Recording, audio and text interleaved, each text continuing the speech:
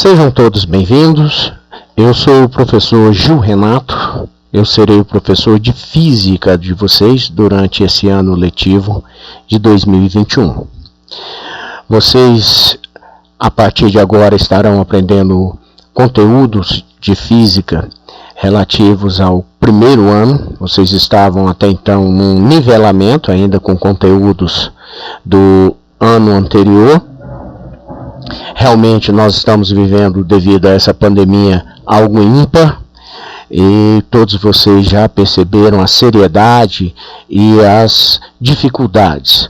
Vocês terão nessa semana já aulas, tanto presenciais como essas videoaulas que vocês assistirão através do AVA. Essas aulas estarão disponibilizadas sempre lá no AVA, no mesmo esquema que vocês já estão acostumados lá do ano passado, em blocos por sequência didática. Então vocês já têm um certo costume com essas aulas, tá ok? É bom estar com vocês, espero que gostem dessas aulas que nós vamos preparar para vocês, tá ok? Então essa é a nossa primeira aula, que nós vamos falar primeiramente do livro de vocês. O livro de primeiro ano que vocês irão utilizar é o livro de Física, Os Fundamentos da Física, cujos autores são Ramalho, Nicolau e Toledo, é da editora Moderna.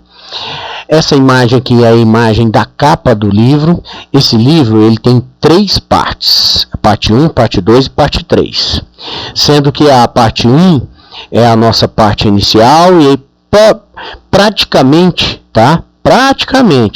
combinam a parte 1 com o primeiro trimestre, parte 2 com o segundo trimestre e parte 3 com o terceiro trimestre. Não é exatamente, tá? Mas combina bem. Muito bem. Nós iremos iniciar, portanto, na sequência didática 1, lá no AVA, você vai procurar o bloco SD1, tá certo?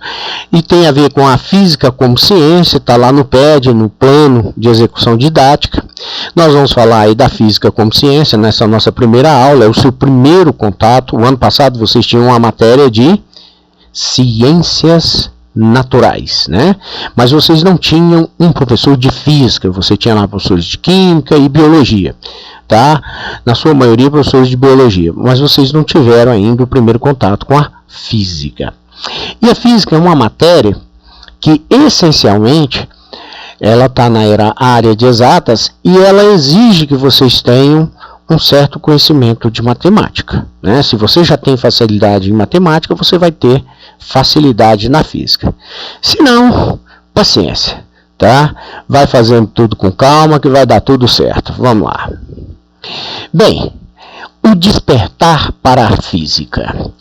O ser humano sempre teve, durante a sua existência e desenvolvimento, a curiosidade em entender os fenômenos que ocorriam na natureza. O ser humano é curioso, né?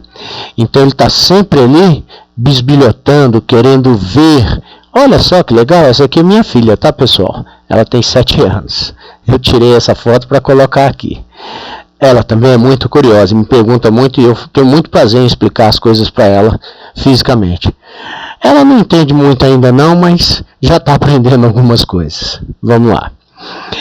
O despertar para a física. Este querer saber, ele não só ajudou o ser humano a se desenvolver, mas ele também ajudou a criar, a partir de vários métodos científicos, uma ciência, chamada hoje de física. No passado não existiam os físicos, todos eram filósofos. Ninguém era separado em físico, químico, engenheiro, biólogo, agrônomo, médico, todo mundo era filósofo, um grande estudioso. Muito bem, a observação dos fenômenos que ocorrem na natureza, como o arco-íris, um relâmpago, o movimento da Lua e também as fases da Lua, como o movimento dos planetas em relação ao Sol, e principalmente o desejo do ser humano em explicar o porquê, levaram a um estudo que culminou nisso que nós chamamos de física. Claro que alguns fenômenos eles são mais complexos e, portanto, existe uma ordem histórica de descobertas. O que se descobriu primeiro? Aquilo que é mais fácil, mais simples. O que se descobriu depois? Com certeza as coisas mais complicadas. A física que vocês vão estudar, ela está ordenada em grau de dificuldade. O que se estuda no primeiro ano é o que primeiro se descobriu, porque, de certa forma, é o que foi mais fácil de explicar também, era mais visível, mais palpável. Em seguida, você estuda no segundo ano aquilo que foi a Física 1, por exemplo, nós devemos aí a Isaac Newton, que é do século XVII. Aí no século XVIII, 16, 17, no século XVIII nós temos o desenvolvimento da termologia, da ótica, tá certo? E lá no final, já no século XIX, a gente começa com a eletricidade, o magnetismo, que se perpetuam aí pelo século XX com estudos mais,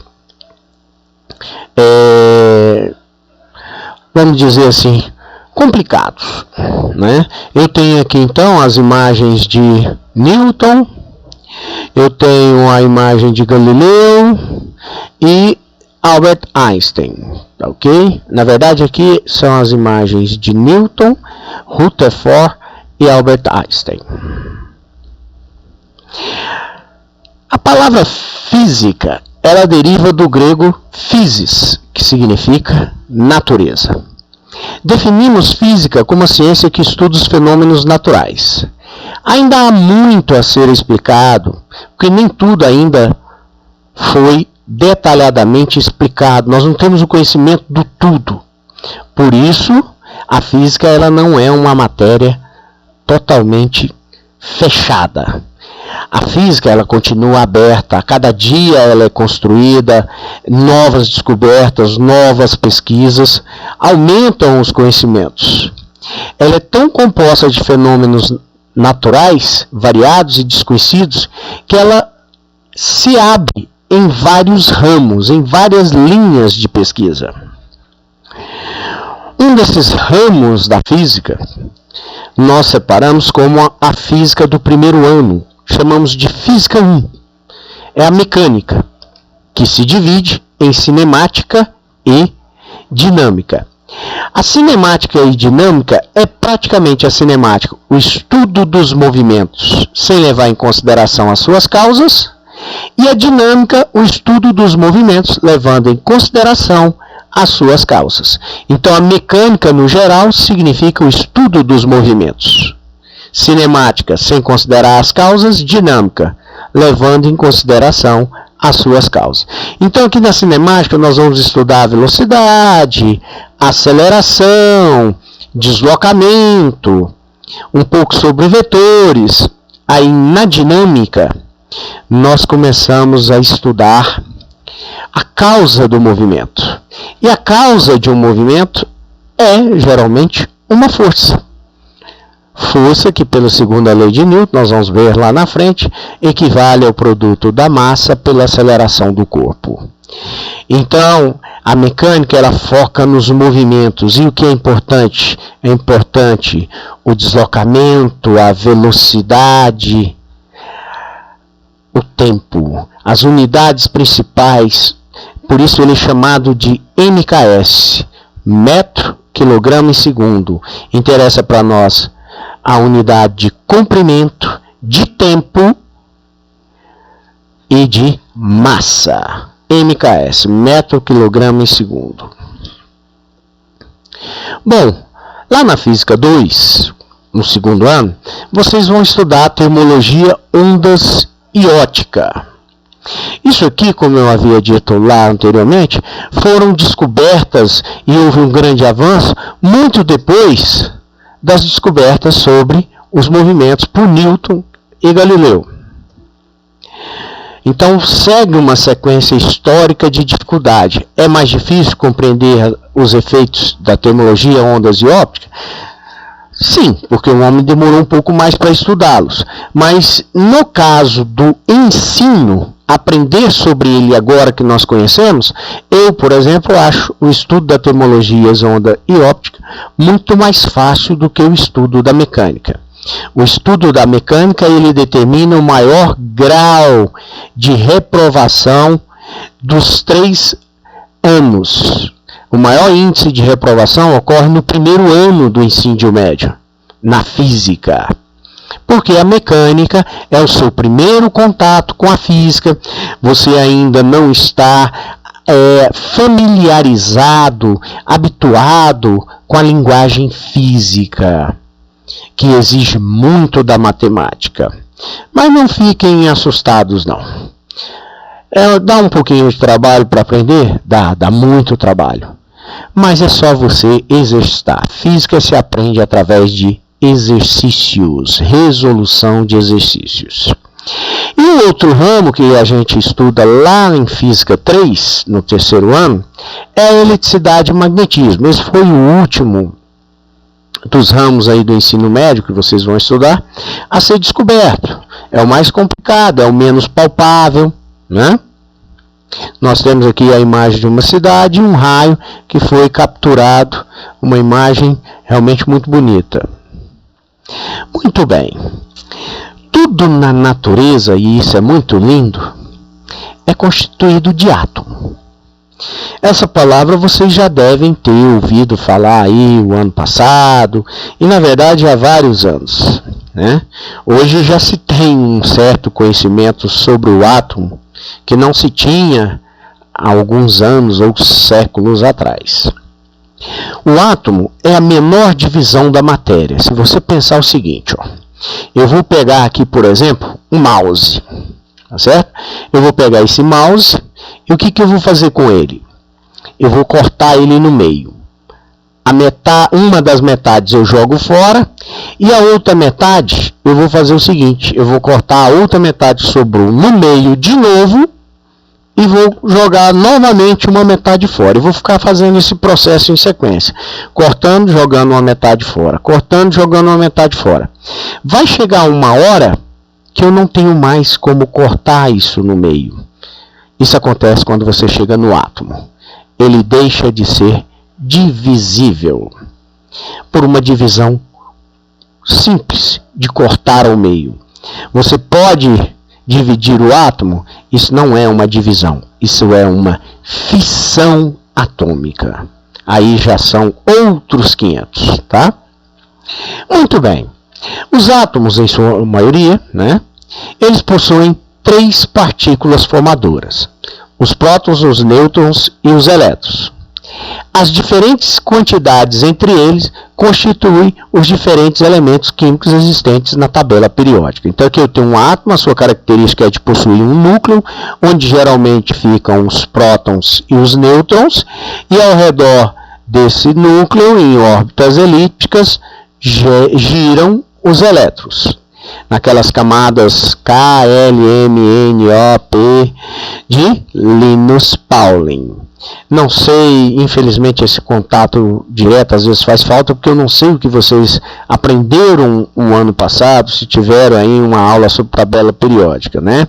Aí vocês têm aí os elementos químicos da tabela periódica, cada um com suas características, número de prótons, elétrons e nêutrons diferentes. Bem, é uma teoria fantástica, a teoria do Big Bang. Eu posso até falar aqui de forma reduzida para vocês, tá certo?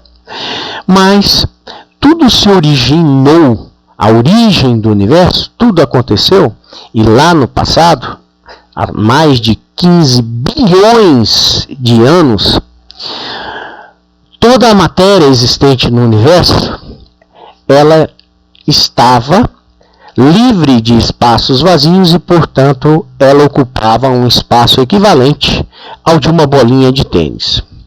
O átomo, ele praticamente é invisível, e quando você pensa nisso, você pensa da seguinte maneira: poxa, o átomo, ele é tão cheio de espaço vazio, 99,9999% do átomo é espaço vazio, que é difícil você compreender como uma pessoa pode ser visível.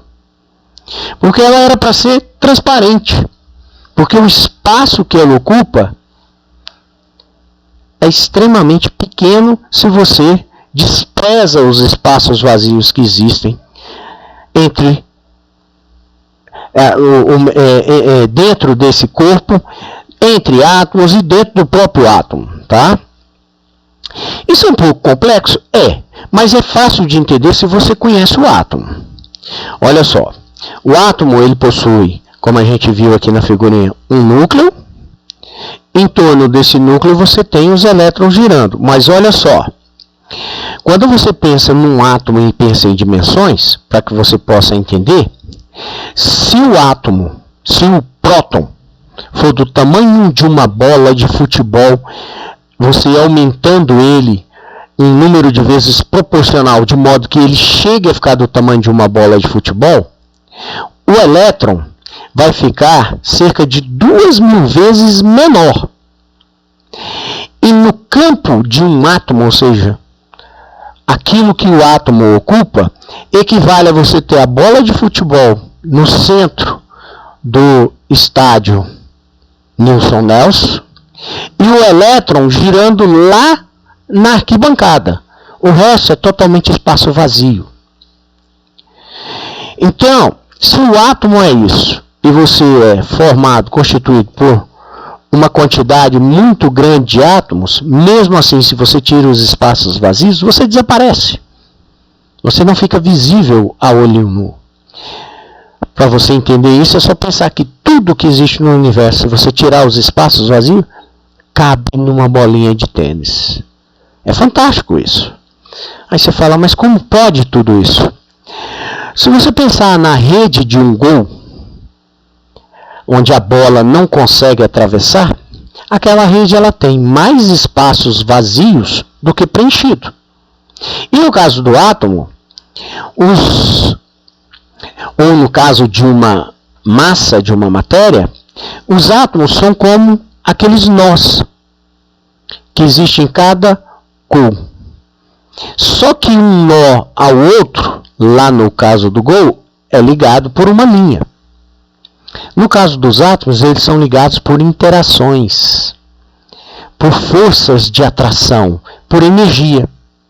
Não existe nada material ligando eles. Não existe matéria nenhuma. Apenas uma coisa de energia. Então eles formam redes. Por isso, quando você pega seu dedo e toca num objeto, você não atravessa aquele objeto. Porque você é uma rede e aquele objeto também é uma rede. E se você tentar pegar uma rede de um gol e tentar passar dentro da rede de outro gol, não vai passar. Embora possua ambos mais espaços vazios do que preenchidos. Um não passa pelo outro. E é assim que os átomos, então, criam tudo o que você vê no universo. Eles se unem em redes, onde essa rede está ligada, os átomos estão longe uns dos outros, mas eles possuem uma energia de ligação. Energia de ligação. Que pode ser uma ligação covalente, não sei qual foi o estudo de vocês da química, uma ligação iônica entre moléculas, e lá os átomos possuem entre eles uma ligação eletrostática. Muito bem. A física e o universo. Matéria. O que é matéria? Então, de acordo com o que nós estudamos, tudo é constituído de átomos. E matéria? Matéria para nós é tudo que tem massa e ocupa lugar no espaço. Isso é, tudo que tem volume e massa. O que é a massa? A massa é a quantidade de matéria existente em um corpo. O que é o corpo? O corpo é qualquer porção limitada de matéria. Então, o corpo é constituído de matéria e a matéria é aquilo que ocupa lugar no espaço. Tá? E objeto? Objeto também é um corpo, só que geralmente ele é fabricado pelo homem. Tá? Exemplo, uma cadeira. Ela é tanto um objeto como ela é um corpo. Se ela for uma cadeira de aço, então a matéria que a constitui é o aço.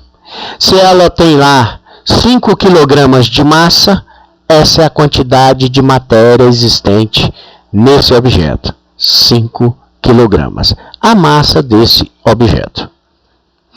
Então, tudo que vocês estão vendo aí, ó, são corpos ou objetos. Isso quando olhamos, né, aqui como a mesa ou o cinzeiro como objeto, o pneu, cada um dos celulares, cada um dos copos, a lupa, o livro. Aqui eu tenho a mesa, que são corpos, porque são constituídos de matéria. Mas são objetos porque todos eles são construídos pelo homem. Tá? Aqui eu tenho um carrinho de brinquedo, aqui eu tenho vários veículos que são construídos pelo homem. Então ambos aqui, esse carro de brinquedo como esses carros aqui, são o quê? Objetos. Ok? Um raio. Um raio, ele é composto por uma descarga de elétrons, que são partículas. Portanto, matéria. Mas o trovão é apenas o barulho, ou seja, apenas um fenômeno sonoro. E o relâmpago é a luminosidade emitida pela descarga elétrica. Então não é matéria, assim como o trovão. Matéria e energia. Muito bom. A luz, ela sem dúvida é muito interessante, devido ao seu comportamento dual. Ora, a luz se comporta como constituída de matéria, e ora ela se comporta como sendo uma onda não constituída de matéria. É o comportamento dual que a luz possui. A luz é muito curiosa, porque quando você fala a luz é constituída de matéria, não. A luz possui partículas? Sim. Só que elas se chamam fótons, e a característica dos fótons é de não possuir massa. Então ela não é constituída de matéria, mas possui as partículas chamadas fóton. Vácuo. Vácuo é a ausência completa de matéria. Então, se você não tem nenhum tipo de matéria, você tem o vácuo. Interessante. Se ali no vácuo, num lugar onde não tem matéria, você jogar luz, vai passar a ter matéria? Não. Não vai ter matéria ali porque a luz não é matéria. Embora às vezes tenha comportamento como se fosse constituída de matéria. Volume. O volume refere-se ao espaço ocupado por um corpo. Fenômeno. É um acontecimento observável, particularmente importante, que geralmente ocorre na natureza, mas que também pode ser provocado pelo homem. Então vejam só. O que é a física? É a ciência que estuda os fenômenos naturais. O que é fenômeno? A gente está definindo aqui o que é um fenômeno. Tá? É um acontecimento observável, particularmente importante e que geralmente ocorre na natureza. Mas também pode ser provocado pelo homem. Por exemplo, as descargas elétricas é um fenômeno natural. O aquecimento global, ele é um fenômeno natural, mas ele é provocado por quem? Ele pode ser acelerado, o aquecimento global, né, pela intervenção do homem, devido ao quê? Às grandes indústrias, aos veículos que liberam ali o quê? Poluição. Muito bem. Agora a reprodução humana. Você tem aqui o espermatozoide que está penetrando em um óvulo para ocorrer a fecundação. Isso aqui já é um fenômeno que biológico, que vocês devem ter sido orientados, com certeza, pela professora de biologia no ano passado. Então nós temos aí um fenômeno físico, nós podemos ter fenômenos químicos e fenômenos biológicos. Os fenômenos químicos. são aqueles que alteram a estrutura ou a constituição íntima da matéria, resultando na formação de novas substâncias. Exemplo, queimar papel, fazer uma torta, o processo de digestão e muitos outros. Olha só, se no ano passado vocês estudaram um pouquinho de química, vocês aprenderam lá que uma coisa para identificar que ocorreu uma reação química é a liberação de gases, fumaças. E essas fumaças, elas têm cores que dependem dos materiais que estão sendo queimados, dos reagentes. Então veja só, aqui eu tenho uma fumaça mais ao centro amarela e em volta ela é vermelha. Pois bem, aqui eu tenho fumaça. E isso é uma característica que ocorreu uma reação química na explosão desses fogos de artifício. Aqui, para você ter esses alimentos aqui, geralmente você usa alguma reação química que é ativada, por exemplo, por calor. Quando você assa, você promove uma reação química, dessa reação química alguma coisa acontece e você tem um efeito. Por exemplo, bolo. Você usa, para fazer bolo, você usa ali o fermento. O fermento, ele quando você mistura com a água e leva ao forno, ele reage e libera gases. O que esses gases fazem, né? Eles fazem com que o bolo fique cheio de gás, geralmente CO2. Isso faz com que o bolo fique o quê? Macio, fofinho. Se você tirar os buracos vazios do bolo, ele primeiro não vai crescer, certo? E não vai ficar fofinho.